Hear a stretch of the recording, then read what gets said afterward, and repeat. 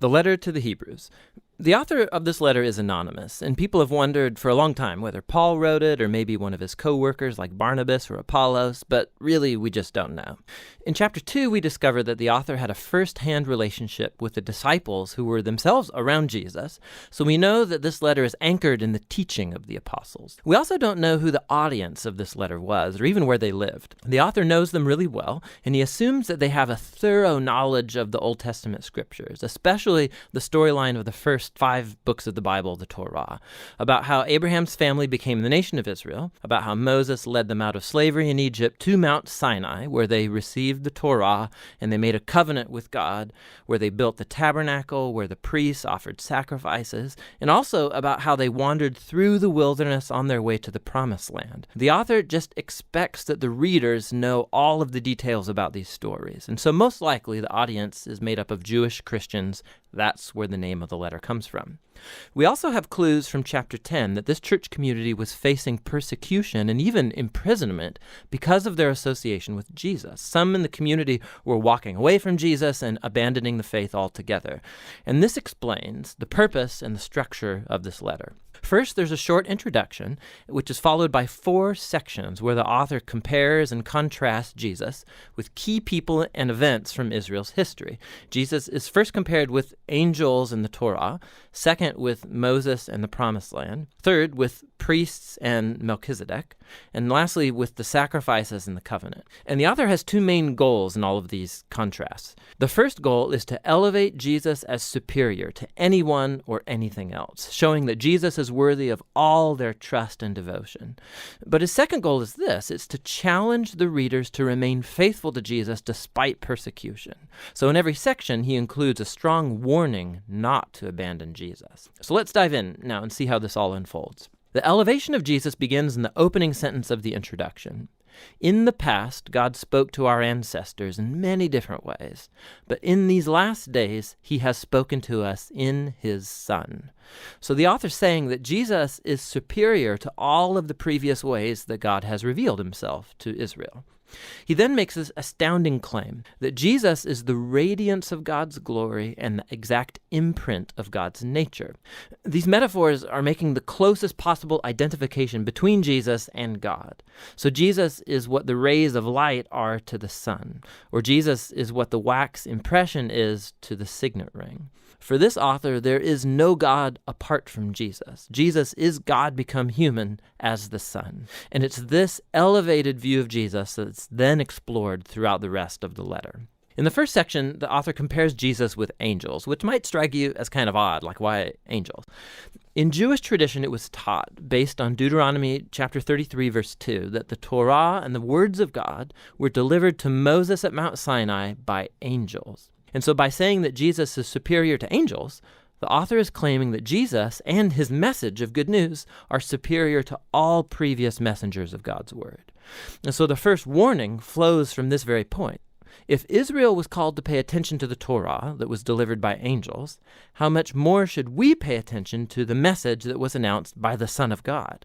And not only that, given Jesus' status high above the angels, how remarkable is it that he gave up that high status to become human, to suffer, and to die? In Jesus, we see God's greatest glory and God's great humility as Jesus sympathetically joined himself to humanity's tragic fate.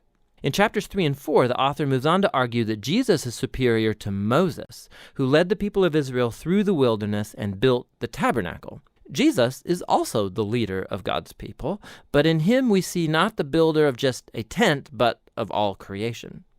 Then the author retells the story of how the Israelites rebelled against Moses in the wilderness, and they lost their chance to enter into the rest that God offered them in the Promised Land. And so here comes the second warning.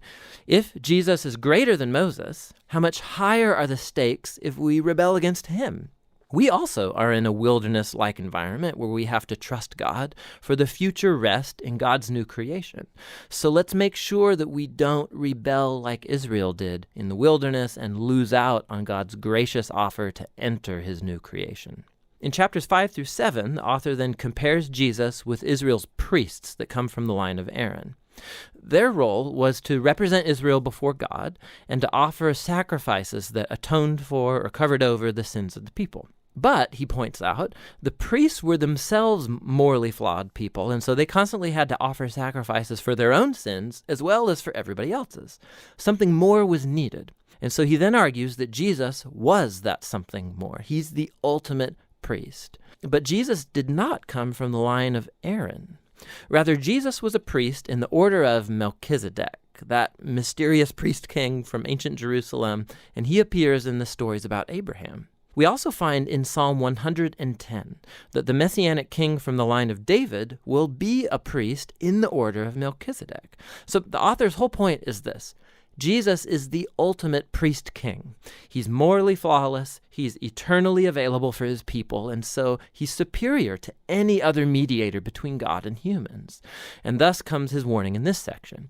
To reject Jesus is to reject one's best and only chance to be fully reconciled to God, so don't do that. Which transitions us into the last comparison in chapters 8 through 10. The author shows how Jesus' death on the cross was the ultimate sacrifice, superior to all the animal sacrifices offered in the temple. Those sacrifices had to be offered constantly, both daily but also yearly on the Day of Atonement. Jesus offered his life once and for all, and it was sufficient to cover the sins of the whole world. And so the author warns the audience from walking away from Jesus. It's like turning your back on a gracious offer of God's forgiveness. Why would you do that? Jesus' sacrifice is permanent, he says, and it's the foundation for the new covenant spoken of in the prophets, where all sins are forgiven. So now that the author has elevated Jesus through all of these contrasts, this final section is one big challenge to follow Jesus. So think big picture. In Jesus, they have found God's very word. In Jesus, they have hope for the new creation. Jesus is their eternal priest. He's the perfect sacrifice. And so now they should follow all the great models of faith found throughout the story of the scriptures, and they should remain faithful to Jesus, trusting that despite whatever hardship and persecution, God will not abandon his people. That's the basic flow of thought throughout the letter, which the author calls right here at the very end a brief word of exhortation. Here's a couple of extra tips for reading this letter. Whenever the author quotes from the Old Testament scriptures, which is like every other sentence, stop and go look up the reference and read that quotation in its original context. And sometimes you'll be puzzled, but more often you'll see all kinds of extra cool connections that you would never notice otherwise. It's totally worth the effort. You should also just know that these warning passages, they're going to make you uncomfortable, and that's kind of the point. They're not there to make you afraid. They're there to show you that rejecting Jesus is foolish because he's so awesome. These warnings all serve the larger purpose of the letter, to show that Jesus is the ultimate revelation of God's love and mercy. And that's what the letter of the Hebrews is all about.